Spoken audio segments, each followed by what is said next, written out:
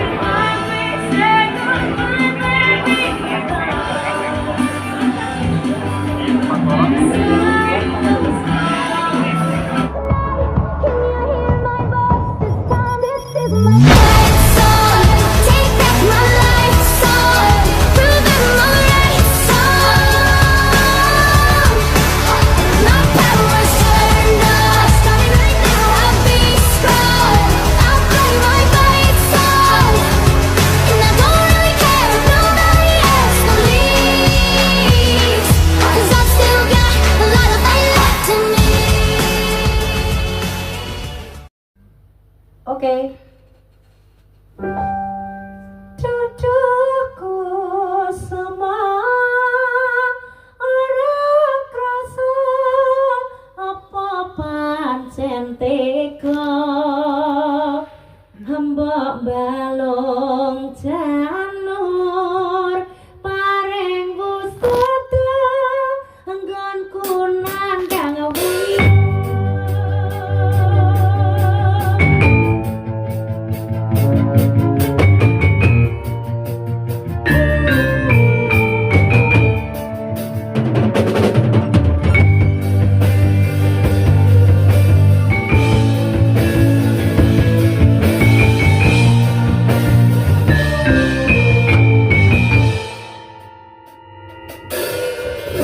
I'm trying to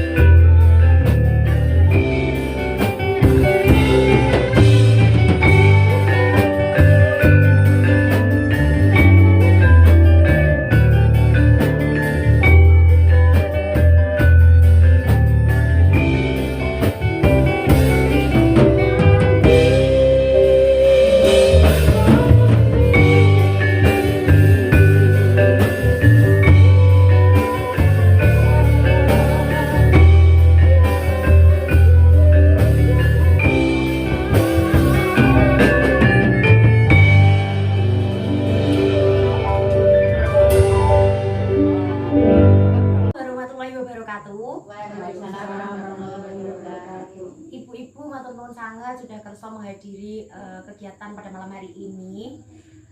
Di sini saya akan mengajak diskusi bareng-bareng, mengajak kita untuk belajar bareng tentang pola asuh terhadap anak remaja. Sebelum ini sangat menarik sekali ya, karena menyangkut pola asuh terhadap anak remaja, karena ibu-ibu yang hadir di sini memiliki putra-putra yang sudah beranjak remaja semua. Sebelum kita lanjut ke tema pada malam hari ini, mungkin ada ibu-ibu yang mau disampaikan dulu.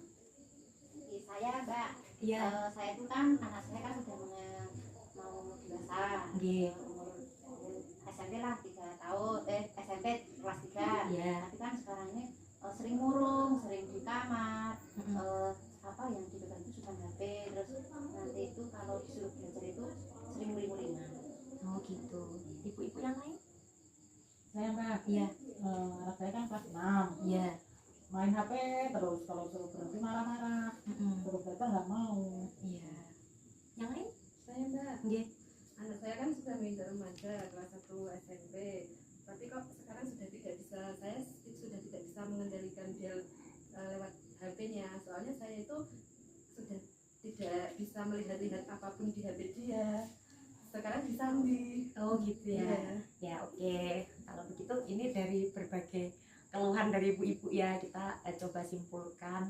Intinya kan pasti ibu-ibu di sini juga pengen anaknya tumbuh kembangnya sesuai dengan harapan, kemudian menjadi anak yang sukses, menjadi anak yang berprestasi, seperti itu ya. Ya, kita di sini akan diskusi bareng-bareng tentang bagaimana pola asuh yang benar untuk anak remaja. Jadi kan memang putra-putra dari ibu-ibu sekalian ini kan memang sudah beranjak remaja, di mana ketika seseorang itu sudah beranjak remaja itu memang mengalami perubahan dari segi fisik, dari segi psikologis maupun dari segi sosialnya gitu. Memang sudah tidak bisa disamakan ketika dulu masih sekolah SD, ketika dulu masih anak-anak, ketika masih bisa kemana-mana digendong, kemana-mana dibawa. Pasti kan sekarang bawaannya udah, kalau diajak kemana-mana udah, males aku mau main aja sama teman-teman gitu, bener nggak? Karena mereka sudah memiliki dunia sendiri. Nah, bagaimana peran kita sebagai orang tua untuk memberikan pola asuh yang sesuai dengan anak-anak kita ya? Sebelumnya saya jelaskan dulu bahwa pola asuh itu adalah interaksi antar anak dan orang tua yang mana itu disesuaikan dengan kebutuhan tumbuh kembang anak, di mana pola asuh itu nanti akan berkontribusi besar terhadap potensi terbaik pada anak-anak kita gitu. Nah, pola asuh itu kan macam-macam nih jenisnya. Ada yang otoriter, di mana orang tuanya tuh selalu maksain kehendak, nggak ngasih kesempatan anaknya buat berpendapat atau untuk memilih pilihannya sendiri, untuk berjalan sesuai dengan kemauannya sendiri. Terus ada juga orang tua yang cenderung permisif atau tidak membatasi kegiatan anak-anaknya, misalnya kowe meh dolan yo karepmu, meh sekolah yo karepmu, ora yo karepmu, cenderung dimanjain, cenderung diujo, apa-apa dikasih. Nah, terus yang berikutnya adalah bagaimana kalau menggunakan pola asuh demokratis.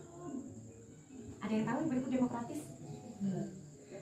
Demokratis itu adalah kita sebagai orang tua itu memberikan kebebasan anak kita untuk berpendapat. Misalnya kayak kita membangun komunikasi yang baik dulu nih antara kita dan anak-anak kita. Jadi perlakukan anak sesuai dengan zamannya, sesuai dengan fasenya. Ketika dia masih kecil, ya kita perlakukan dia sebagai anak-anak.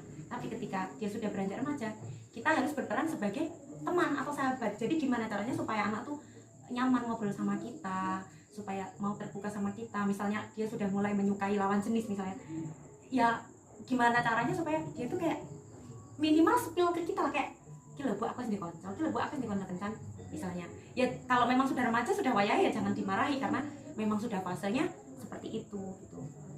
Kemudian kalau misalnya kita menggunakan pola asuh demokratis, itu adalah nanti anak itu akan bisa lebih bertanggung jawab dengan apa yang sudah dia putuskan. Misalnya diskusi nih, aku ki orang seneng loh bu kuliah nih hukum ki, aku pengennya kuliah bisnis. Padahal sebagai orang tua belalai pengen anaknya kuliah di hukum, tapi aku pengen ibu, aku bisa aku kuliah di hukum. Nah dia sudah bisa mengambil keputusan yang tepat dan dia bertanggung jawab atas pilihannya sendiri begitu. Kemudian dia akan terbentuk menjadi anak yang bisa menghargai komitmen nih antara anak dan orang tua. Misalnya kayak di rumah ada peraturan apa kayak gitu, Kalau kita cara mendidiknya itu dengan cara yang demokratis, misalnya kita bikin peraturan apa di rumah tapi anaknya nggak setuju, ojo aku kalau kayak gini aku nggak suka, kalau kayak gini aku nggak suka, ya udah kita tampung aja, jangan ditentang. Nah itulah yang namanya demokratis, artinya kita menghargai apapun keputusan dari anak-anak kita. Seperti itu ya ibu. Sudah paham ya? Begitu, marilah kita selalu berusaha untuk memperbaiki diri sebagai Menikmatinya Kayak belum. judul lagunya Never Enough. Never. Ada yang Never Enough mungkin Mas Denny? Wow, menarik sekali ya. Musik bara dengan pentatonik. Dan tadi ada senggaannya. Iya. Senggaannya gimana? HE. Ya, oke. Itu keren. Saya menikmati musiknya, kemudian siapa? Rizka ya, vokalnya juga kamu lebih bagus dari yang kemarin. Terima kasih Coach. Ya. Terima kasih. Itu penting banget ya, vokalis bisa membawakan lagu